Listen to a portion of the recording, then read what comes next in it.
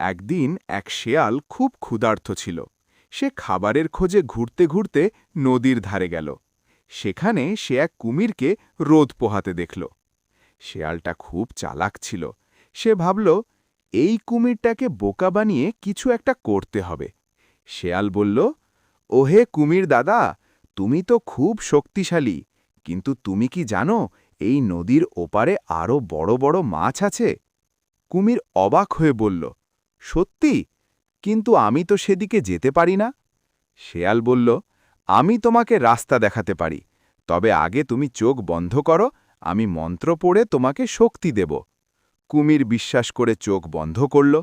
তখনই শেয়াল লাফ দিয়ে কুমিরের পিঠে উঠে নদী পার হয়ে গেল। ওপারে গিয়ে শেয়াল হেসে বলল, ধন্যবাদ কুমির দাদা, তুমি সত্যিই খুব সহায়ক।